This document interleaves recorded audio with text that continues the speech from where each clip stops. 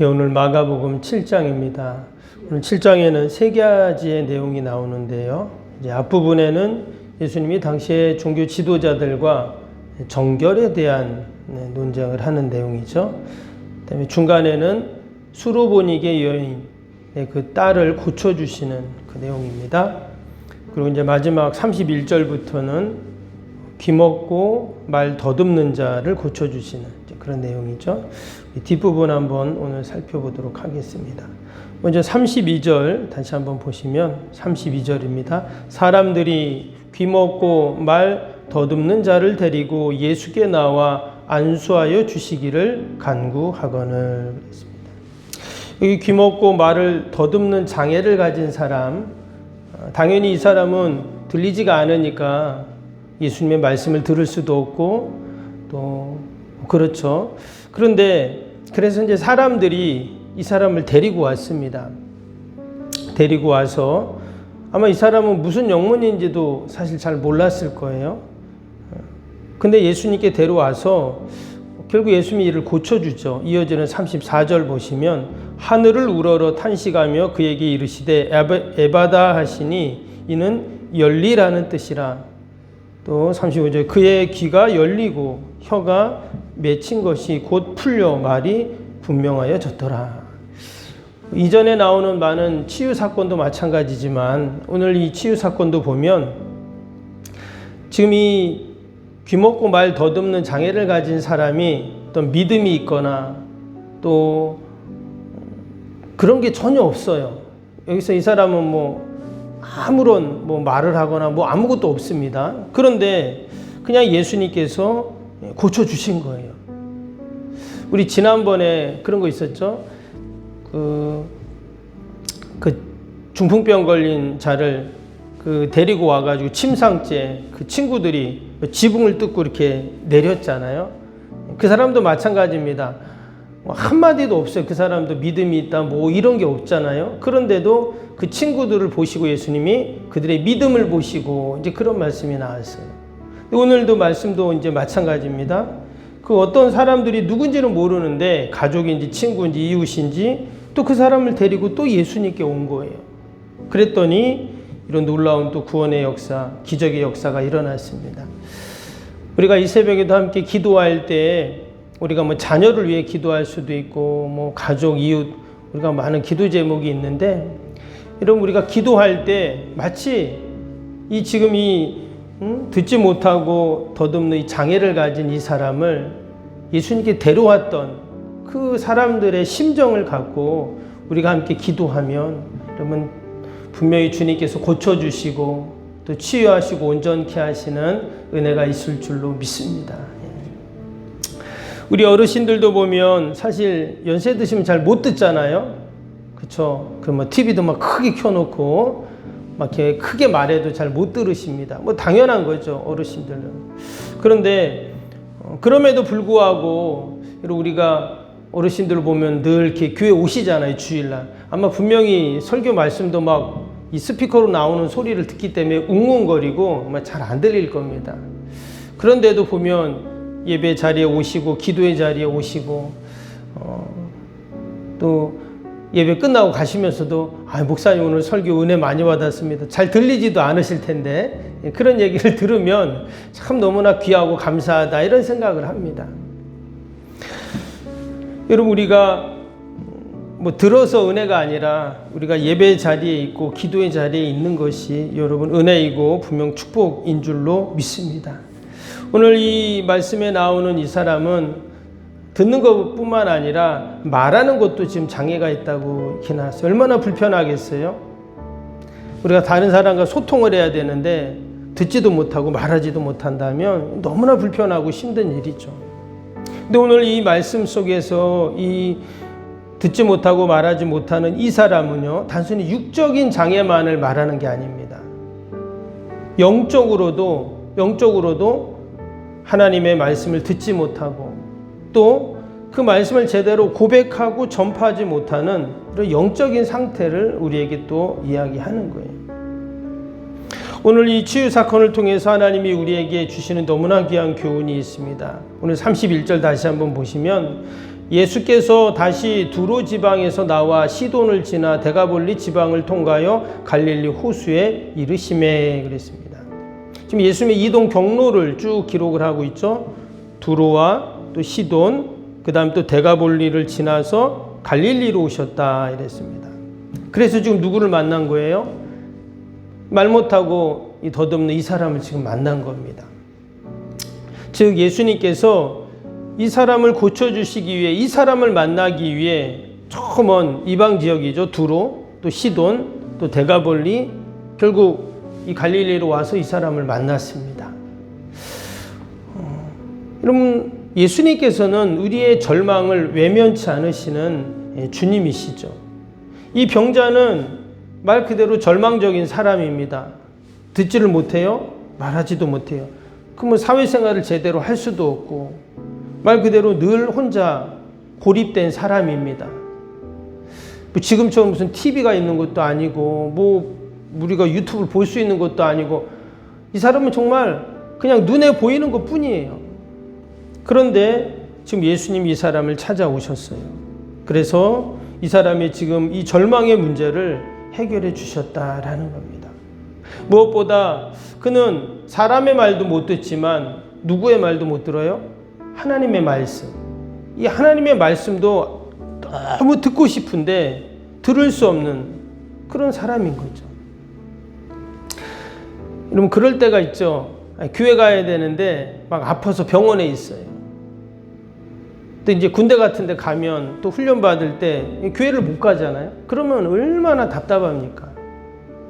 우리도 그런 경우가 있어요.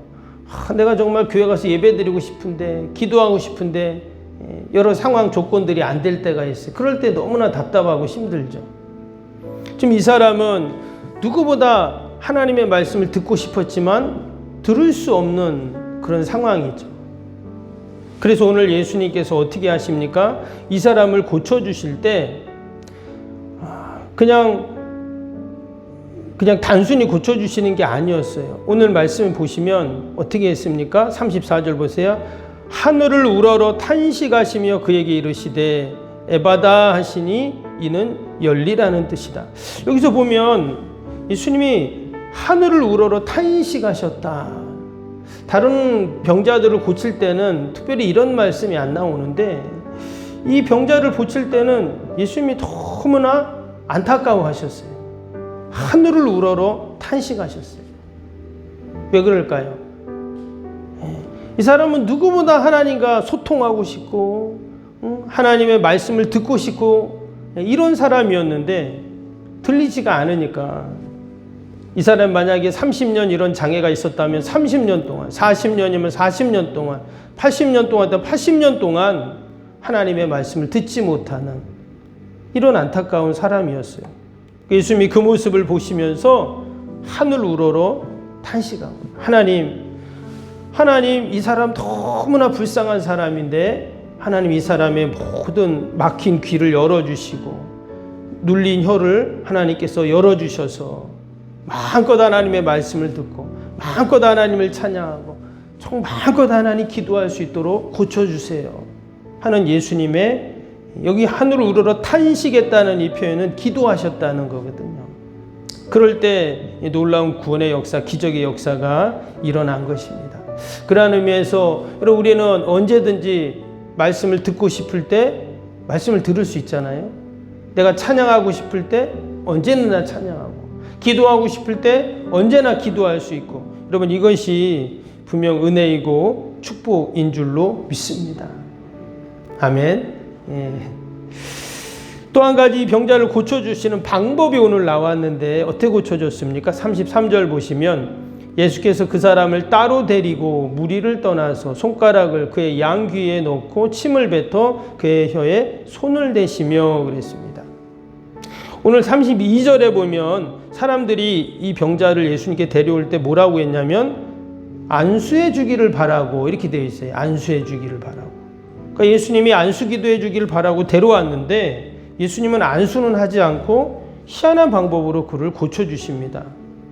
어떻게 해요? 손가락을 그의 양귀에 넣고 침을 뱉고 그리고 그 혀에 손을 대고 약간 좀 지저분한 방법이잖아요. 왜 예수님이 말씀 한마디로 천지를 창조하시는 성자 예수님이 이런 이상한 방법으로 치유하셨을까? 저는 예전에 이 말씀을 읽을 때마다 그 시간 왜 이렇게 했으면 그게 궁금했어요, 되게. 지금 여기 예수님이 왜 그렇게 하셨는지 이유가 안 나옵니다. 이런 환자는 이런 방법으로 고쳐야 돼. 그런 거 있잖아요. 병원에서도 어떤 환자는 어떤 방법으로, 또 어떤 질병은 또 이런 치료법으로, 그런 게 있잖아요. 근데 지금 이 사람은 지금 왜 이렇게 예수님이 고쳤는지 기록이 안 돼 있어요. 근데 우리가 이 말씀을 가만히 묵상해 보면 예수님의 이 치유 방법 속에 참 놀라운 메시지가 담겨 있습니다. 일단 여기 보니까 이게 안 들리잖아요. 그렇죠? 그러니까 손가락을 양 귀에 댔다는 말은 뭐예요? 안수하신 거예요. 귀에다 안수하셨어요. 그리고 또 그 혀에다 손을 댔잖아요. 그러니까 뭐예요? 이것도 안수한 겁니다. 지금 사람들이 예수님을 이 사람에게 안수해 주기를 바라고 그랬잖아요. 그래서 예수님께서 진짜 귀에다 손을 이렇게 넣은 거는 귀를 안수하신 것이고, 혀에다 손을 댄 거는 그 아픈 부위에다가 손을 대신 거예요. 그래서 우리가 기도할 때 그런 게 있어요. 아픈 부위에 손을 대고 기도하는 겁니다. 내가 배가 아프면 어때요? 내가 손을 배에다 대고 이렇게 기도하시면 돼요. 목사님에게 목사님 제 배에다 손을 대고 기도해, 그렇게는 할 수 없지만 배에다 손을 대고 내가 기도하면 됩니다. 뭐 어깨가 아프면 어깨에다, 허리가 아프면 허리에다, 머리가 아프면 머리에다 대고, 예수님 지금 그런 방법으로 하신 겁니다. 그런데 또 한 가지는 뭐라고요? 침을 뱉었다 그랬어요. 왜 침을 뱉었을까? 근데 성경에 보면 예수님이 침 뱉음을 받으신 그런 구절들이 나와요. 마가복음 10장에 보면 34절 이런 말씀이 나오는데, 그들은 능욕하며 침 뱉으며 채찍질하고, 그러니까 예수님이 그 고난받고 할 때 사람들이 예수님께 침을 뱉었다는 거예요. 참 수치스럽고 모욕적인 그러한 모습이죠. 근데 예수님이 그런 고통을 당하신 거죠. 마가복음 14장 65절에도 보면 어떤 사람들은 그에게 침을 뱉으며 그랬어요. 또 마가복음 15장 19절에도 갈대로 그의 머리를 치며 침을 뱉으며, 이게 지금 전부 마가복음에 나오거든요. 그러니까 예수님은 한두 번이 아니었어요. 여러 번 사람들이 예수님에게 침을 뱉었다는 거예요.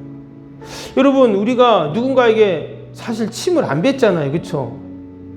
뭐 땅에 뱉거나 아니면 휴지통에 뱉지, 사람에게 침을 뱉는다, 이것은 사실 있을 수 없는 일이죠. 얼마나 이게 모욕적인 일입니까?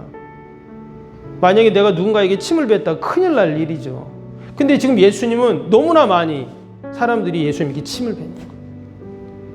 그런데도 예수님은 왜 나한테 침을 뱉으면서 예수님도 침을 뱉은 게 아니라 어떻게 해요?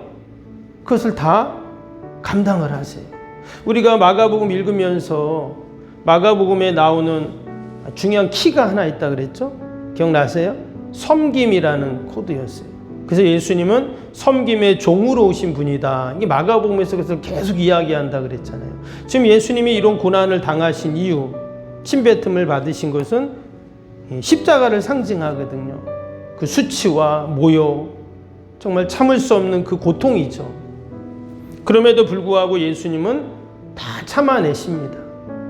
즉 예수님은 다 섬기셨다라는 거예요.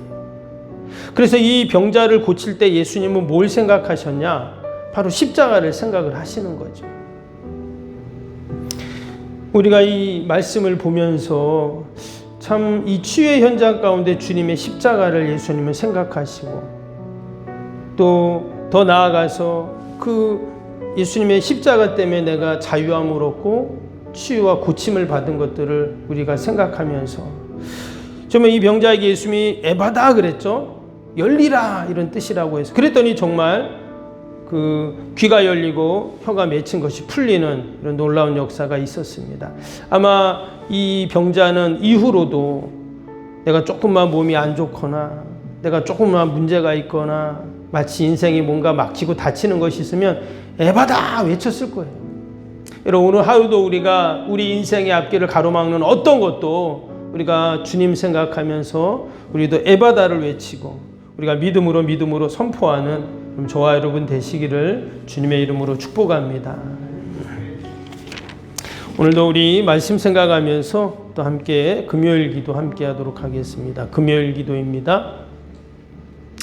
새 성전 건축을 통해 주님의 지상 명령을 수행하게 하옵소서. 아멘. 복음의 능력으로 사람을 살리고 세우는 거룩한 공동체로 쓰임받게 하옵소서. 아멘. 선교 구제 봉사 섬김이 새로운 공간을 통해 역동적으로 펼쳐지게 하옵소서. 아멘. 사도행전을 꿈꾸고 이루는 위대한 교회로 세워지고 쓰임받게 하옵소서. 아멘. 성도들의 간절한 기도와 눈물의 헌신으로 든든히 서가는 교회가 되게 하옵소서. 아멘. 주일을 온전히 성수하며 온전한 11조환금을 드리는 성도가 되게 하옵소서. 아멘. 교회 모든 일꾼들이 성령과 지혜와 믿음과 은혜가 충만하게 하옵소서. 아멘. 온 성도들의 마음과 생각이 하나 되어 건축 과정에 큰 힘이 되게 하옵소서. 아멘. 온 성도들이 교회에 대한 사랑과 긍지로 새 성전 건축을 이루어 가게 하옵소서. 아멘. 분열의 악한 영이 틈타지 않게 하시고 건축하는 과정 가운데 실족하는 사람이 한 명도 없게 하옵소서. 아멘. 새 성전을 통해 하나님의 기적 같은 사역이 펼쳐지게 하옵소서. 아멘. 생명력 있는 복음의 역사가 나타나는 부흥의 진원지가 되게 하옵소서. 아멘. 세계를 품고 열방을 위해 기도하는 공간, 거룩한 소통의 공간이 되게 하옵소서. 아멘. 성도들의 벅찬 마음으로 새 성전에 임할 하나님의 영광을 소망하게 하옵소서. 아멘. 하나님의 꿈과 비전이 아름답게 펼쳐지는 것을 다 함께 누리게 하옵소서. 아멘. 예수님의 이름으로 기도합니다. 아멘. 사랑과 은혜가 충만하신 하나님 아버지, 오늘도 우리 인생에 막히고 다치고 묶인 것이 있다면 예수님처럼 에바다를 외치며 믿음의 선포를 하게 하여 주옵소서. 하나님, 우리의 절망의 문제를 외면치 않으시고 우리를 직접 찾아오셔서 반드시 고치시는 우리 주님이신 줄로 믿습니다. 오늘도 아버지 주님이 나를 위해 십자가에 지신 것을 잊지 않게 하여 주시고, 오늘도 우리가 내가 처한 곳에서 우리도 아버지 예수님처럼 늘 섬김의 자리에 있는 저희들이 되게 하여 주옵소서. 아버지, 날씨가 많이 추워졌습니다. 우리 어르신들 환우들 꼭 붙잡아 주시고 건강 잃지 않도록 하나님 함께하여 주옵소서. 오늘도 이 귀한 새벽 우리를 기도의 자리, 믿음의 자리, 말씀을 듣는 자리에 오게 하심을 감사합니다. 기도에는 이런 종류가 날 수 없다 하셨사오니 우리가 함께 또 말씀 붙잡고 믿음으로 기도할 때 하나님 다 들으시고 선하게 인도하여 주옵소서. 주님의 교회를 이곳에 세우시고 지금까지 주님의 귀한 복음 역사를 섬기게 하심을 참으로 감사합니다. 늘 믿음의 사람들, 기도의 사람들을 통해서 하나님이 일하신 줄 믿고, 오늘도 우리가 아버지 함께 기도할 때 하나님의 놀라운 구원의 역사를 날마다 우리의 가정과 일터와 주님의 교회 민족 가운데 이루어 주시옵소서. 오늘 하루도 오직 하나님 영광 돌리는 복된 하루 되게 하여 주옵소서. 예수님의 이름으로 기도하옵나이다. 아멘. 하늘에 계신 우리 아버지, 아버지의 이름을 거룩하게 하시며 아버지의 나라가 오게 하시며 아버지의 뜻이 하늘에서와 같이 땅에서도 이루어지게 하소서. 오늘 우리에게 일용할 양식을 주시고 우리가 우리에게 잘못한 사람을 용서하여 준 것 같이 우리 죄를 용서하여 주시고 우리를 시험에 빠지지 않게 하시고 악에서 구하소서. 나라와 권능과 영광이 영원히 아버지의 것입니다. 아멘.